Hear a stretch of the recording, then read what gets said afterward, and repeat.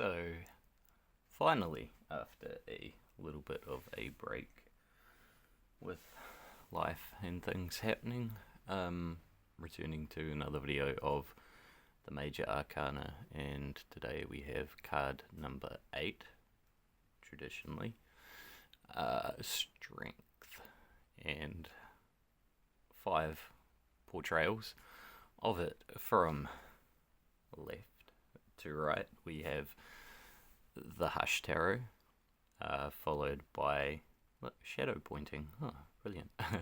Followed by the Thoth Aleister Crowley deck, followed by in the middle here, which is one of the cards I like the most out of all of these, Alchemical Visions Tarot, followed by a lovely plant friend here, which is Mapacho Tobacco, or Nicotina Rustica, and that is from the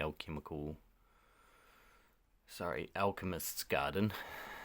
And finally, over here, we have the Valentina Tarot.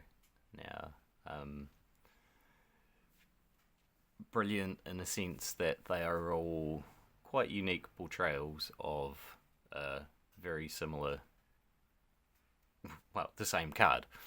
So I'll start potentially with, let's do it here, with probably the most traditional imagery out of all of these to do with strength in the tarot. Now, normally, more often than not, you'll see a lion and a feminine figure. I think the most traditional is oftentimes the lion's mouth will be being pulled apart, or there will be some version of interplay between the lion and the human figure within this card. Now, no surprise, those are the imageries taken for this card because the astrological connection with this card is Leo, the lion. And to chuck out pretty succinctly and immediately the theme of this card, it is to do with internal strength. If you look at majority of these cards here, even all of them, I would say, the nicotine as well, it's talking about internal processes of self. So themes around it are to explore the ideas of what does strength of self mean? What is it as a process? How does one develop it? How is it of use? How does one apply? How does one apply it? Pretty much, or apply a framework, apply a process of development of strength. And it's almost like one doesn't have to. It's almost like the response within one's powers to worldly events, to the situations we find ourselves in, are the testing grounds and development of strength. Now, what does it mean to be strong within self?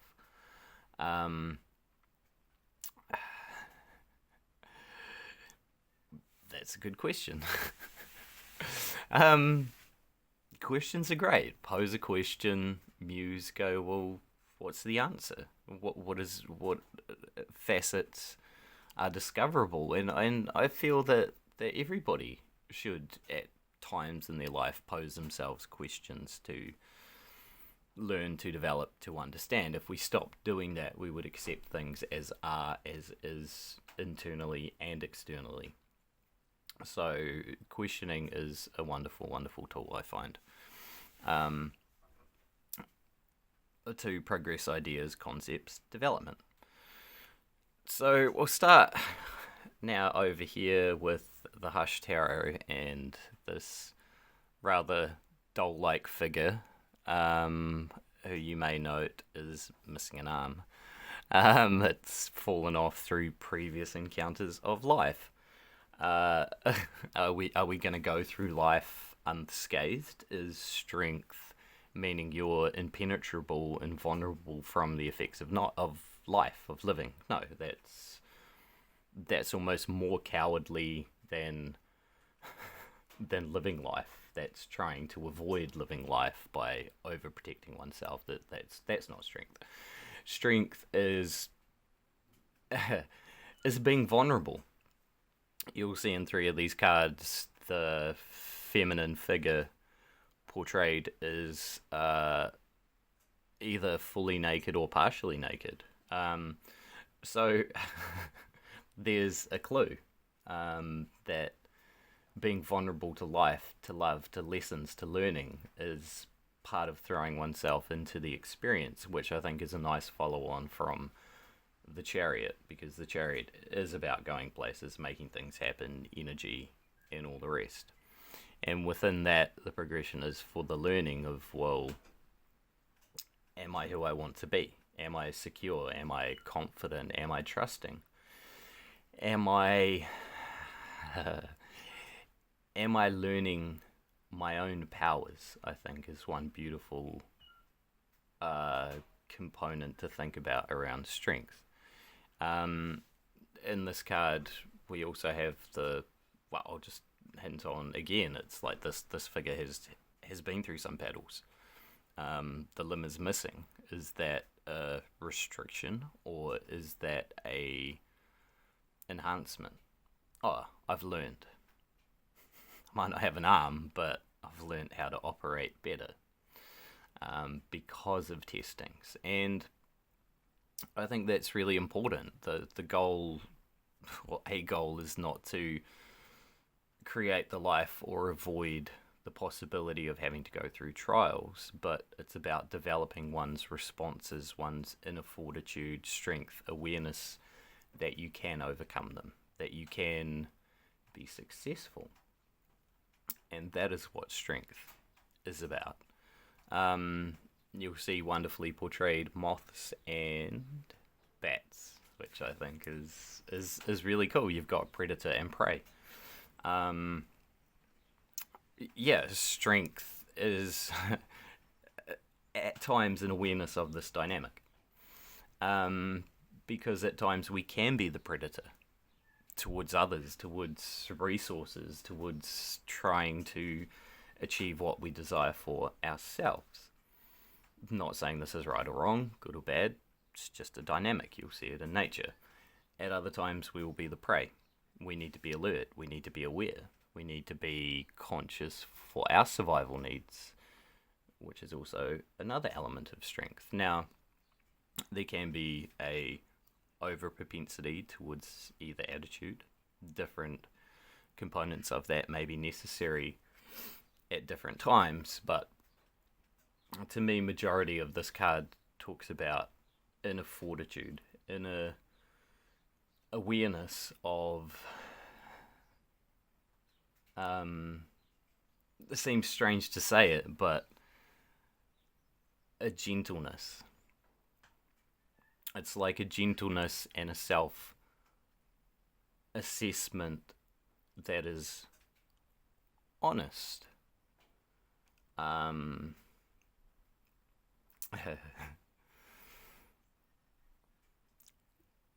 of. And well, yeah, pretty much. And I'll allude to this shortly. Why not now?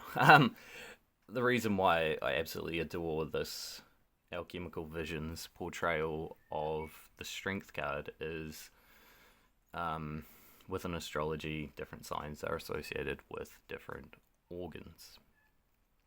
So let's say one that I can remember is Libra is associated with the kidneys. Now, Leo is associated with the heart. So I find it quite surprising in majority of the portrayals of strength, the card talks about that has a lion on it and is associated with Leo. We do not see heart symbolism, but you do. We see a beautiful mirroring of that, but not just that, internal structures of lungs. So we're getting into breathing, and we're getting into the circulatory system. So our basic physiological responses to stress or trials are often our heart and our breathing.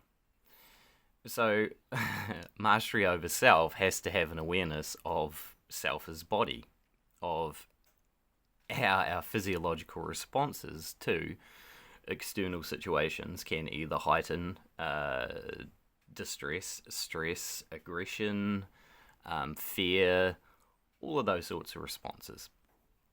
Very, very common. If we have no awareness of self as body or self as a biological functioning unit, then hey, life might be alright, it might be a bit weird, but we can find ourselves in trouble or being reactive rather than consciously directing our reaction to others, to situations.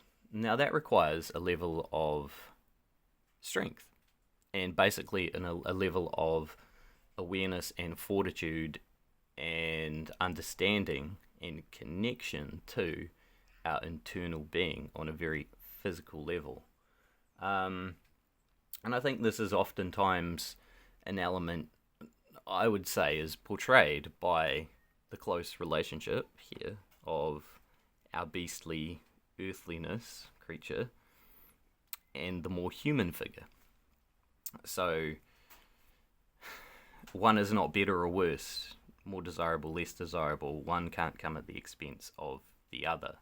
Our base natures, our beastly natures, our earthly natures are part of our journey as much as our spiritual aspirations. They have to come into a harmony, a balance. And within that, I'd love to talk about a card strangely renamed called Lust, and also there's a bit of light shining there out of this wonderful chalice, but it's been changed positions to card number 11.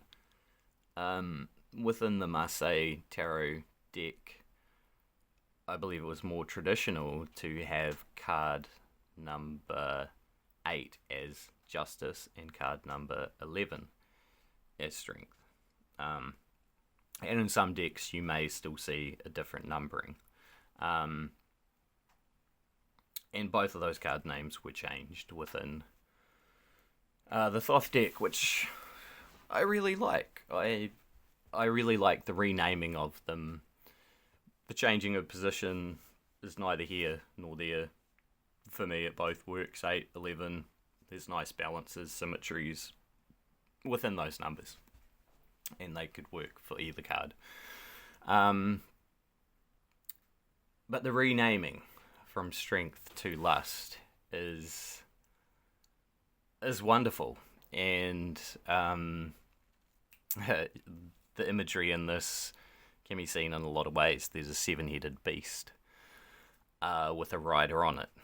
A lot of people say this is the whore of Babylon, and sure, why not?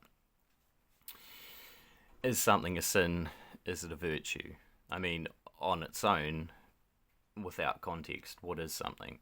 Or is it just an energy that needs expression and could go one way or the other, positive, negative, neutral? Lust, what is lust? It's a driving force. It's at times it can be a compulsion, at times it can be a wild force that drives people to some interesting things. But we're talking about desire, we're talking about sparks of passion and the things people are propelled towards, their desires, their hearts' yearnings. All these things have led to wonderful, wonderful things in this world.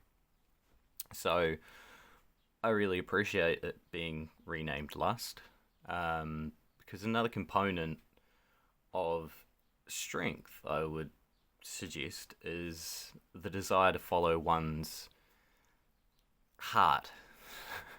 It's the symbol of Leo. and what is in one's heart, what is one's desires. And that takes a form of strength. It's something others won't do for you. They can support from the outside, but you've got to have the drive. You've got to to wrangle the beast to drive it where you want it to go. You have to summon the strength and courage to feel worthy to face obstacles in your pursuits of what you deem of value and beauty and worthwhileness for yourself. And that's a wonderful component of developing one's strength. The knockbacks of life may throw you from things you had deemed important. Are you going to pick yourself up? Are you going to give up? These are all choices.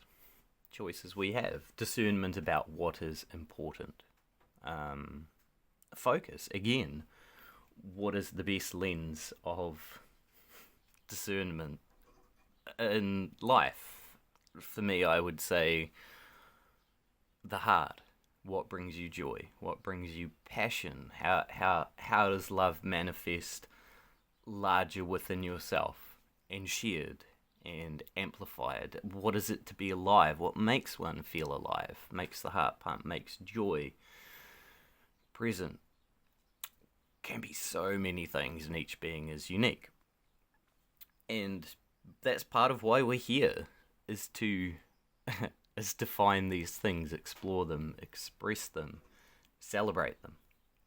And you're not always going to get the easy path to that. It's not something handed you on a golden platter. Even those that might look like they have some success or a version of this, they haven't not worked to get it. They haven't not gone through some tough processes of testing themselves or being tested by the world and how they respond to those tests. And that is a big component. It's welcoming, I would say it's almost welcoming the blessing by welcoming the testing and the lesson. You can't skip some of those steps as much as we sometimes might want to. We're not talking justice here, fairness, karma, blah, blah, blah. We're talking strength. And sometimes to gain that, there will be challenges. But if you're feeling up to it, you welcome them. That's the courage aspect of strength, facing the fears, doing the work, even when no one's watching, believing in self, and self-vision is a huge part of it. And lastly, I'll mention the lovely plant here we have, which tobacco. So probably the second most consumed substance, drug, as it were, or plant material on the planet after caffeine, possibly. No, maybe alcohol. Is it grapes? It's, anyway, pretty big. Pretty high up there still, despite, is it good, is it bad, blah, blah, blah, government saying we don't like people using this drug anymore. Plant. It's a plant. It's a plant that has a physiological effect and a psychological effect on the body. Now, I'm a smoker. I have been for a very long time. Probably will be for quite some time yet. And I'm actually quite okay and comfortable with it. It'd be great if it wasn't as expensive, but that's okay. I don't have too many other indulgences of expensive habits. But really interesting to note, this is hape, which is snuff, made out of the same thing. Now, anyone who has used these substances would quite likely agree that the ingestion of them, whether it be through the nose in a snuff ritual or lighting a cigarette, it's a very internal process. It draws one's awareness into self. How can it not? Especially in the smoking form, it's like breathing. It's actually, smoking is somewhat like conscious breathing. You draw in, you fill your lung, you exhale. So again, it's taking it back to this kind of awareness of physiology, awareness of our internal spaces on how we're at, and going inward to find our strength. How many people often who are smokers, or that you know who may be smokers, who in a crisis, in a moment of stress, emotionality, they reach for that cigarette. They light it up, they draw it in, and they exhale, and they relax. I mean, the interesting thing, you could pretty much do the same process with conscious breathing. But it's a little kind of, it's a strange loop, and I'm not condoning addictions at all necessarily. But it's a tool to help one go inside, take a moment and pause and feel oneself internally and deal with it on some level. Without doing so, we can potentially run the risk of acting out of high intense emotional states or even psychological states done by overthinking. I've been wronged, I'm justified, or I'm gonna unleash my fury, my vengeance, or that's not strength. That's just lack of self-control. That's going wild. And so the more we can kind of bring things within to self and pause and discern consciously actions forward, is a deeper learning of what strength is. It's not overcoming others outside or dominating. It's learning mastery of self, and that's a big part of what tarot is exploration of self to learn, to grow, to be better, which I think is generally a natural impulse for most of us. Yeah, and I'll leave it at that and go enjoy myself a nice cigarette and the rest of my Monday. So, cool. Cheers. Thank you.